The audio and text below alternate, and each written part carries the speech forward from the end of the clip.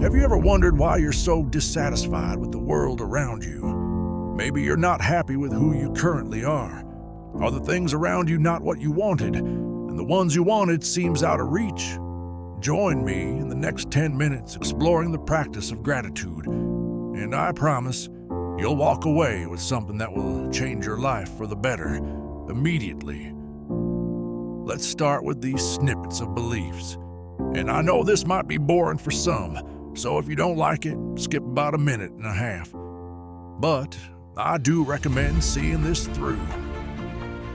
Number 1, in Stoicism, gratitude is key to peace and virtue. Focus on what you have and what's in your control, not on what you lack. Number 2, in Buddhism, from the teachings of the Buddha, gratitude is a key element in Buddhist ethics and mindfulness. It arises from interdependence. It is about recognizing that all beings contribute to our existence.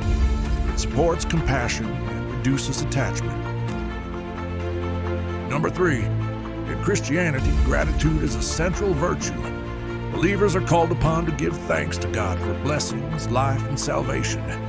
It's both a command and a virtue that transforms suffering into purpose. I grew up with this as Catholic, and so this way of thinking about gratitude is familiar to me. In relation to this, growing up, I was always reminded that everything happens for a reason. Number 4, in Taoism, it's about finding harmony with the Tao by appreciating natural flow and simplicity. Taoist thinking cultivates a deep, effortless thankfulness for what is. Number 5, in modern psychology, it is found to be a boost to happiness, resilience, and relationships. Gratitude journaling comes from here. I want to talk to you about this topic, not as a teacher of the beliefs I mentioned. I haven't mastered them enough to be a teacher in any one of them, but as a man who wants you and everyone to hear this. Gratitude is the key to happiness. Therefore, know it. But it isn't easy as it sounds. In the smallest of actions we do in our lives, which are actually the things that make us who we are. It's hard. It's hard to practice gratitude when things aren't really what they need to be for ourselves. It's hard to be thankful when you don't have enough to pay the rent, despite working so hard every single day. When you don't know if your food can last before your next payday, and you have no money left. It's hard when people around you seem to pay no respect for your existence. When you feel betrayed, when grief strikes as people we love leave us from this world. When the people around us are not the ones we wish to be with. When we see the world falling into chaos. No, it isn't easy to be thankful. But this life in crisis is where we'll begin our small step into the bright world of gratitude. When you're having chaotic thoughts that's lingering in your mind every single minute of your day, pause for a second. Look at yourself in the mirror. Now, this might sound like one of those cringy advices, but hear me out. Look yourself in the mirror and see your person. Not your looks, not your hair, not your eyes, not your mouth, no. Look at what you have and what you have endured up to this point. Were you born rich? Were your parents together and or live a happy life together? Were they able to perfectly shape you to become a successful person? And you can't disregard the fact that parents might be really good and loving, but sometimes lack the ability to shape their children into successful individuals. Also ask, did you have friends growing up? Did you have great elders that shared wisdom? Did anyone teach you every single solution to the biggest problems one person can have? Did trauma get you? Now that's just some of the very valid questions that might justify your inability to easily overcome your struggle at this moment. You can explore the deficiencies that you had as a child growing up, right up to the moment when you realized, oh shit, I've hit rock bottom and I can't climb up. The point I'm making is not about discrediting the support you received as you were growing. People worked hard to help you grow up. My point is this: you are not set up to be perfect. There was a flaw somewhere in your journey, but this is where you'll look at yourself in the mirror and see you have what you need. Despite the lacks, despite the disadvantages, you have successfully developed yourself that this statement became true. You have what you need. Internalize that, realize that. I'm talking about your abilities. I'm talking about your ability to think, solve your problems step by step. I'm talking about your sight, that you're able to enjoy seeing colors, see a beautiful face. God, there's just faces out there that just make you feel joy. I'm talking about the people around you, the ones that can generate a smile on your face, even in the moments of struggle. Your family, a lover, a friend. I'm talking about the support that's available for you if you choose to reach out. And if you're on the very lucky side of things, not an exaggeration, your health. I'm talking about your health. Are you starting to see yourself? Are you starting to see how wonderful the journey you're in?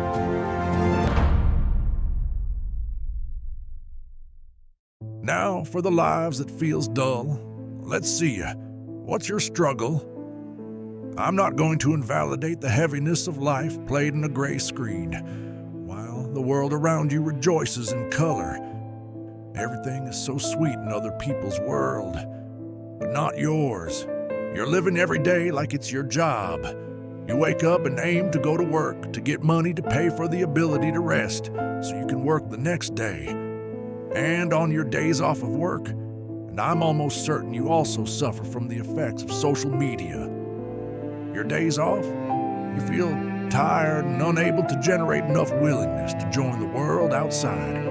You're not alone, but you are missing out, that's for sure. See, the problem is this: your thinking is not worth the effort. But you're flat out wrong. I'm not here to anger you. I'm here to help you hear this. The world is beautiful. People are beautiful. You are beautiful. People are not boring. If you look everyone in the eyes, you'll see a person looking for someone to talk to. At first, there might be disconnect because of our differences in likes and preferences.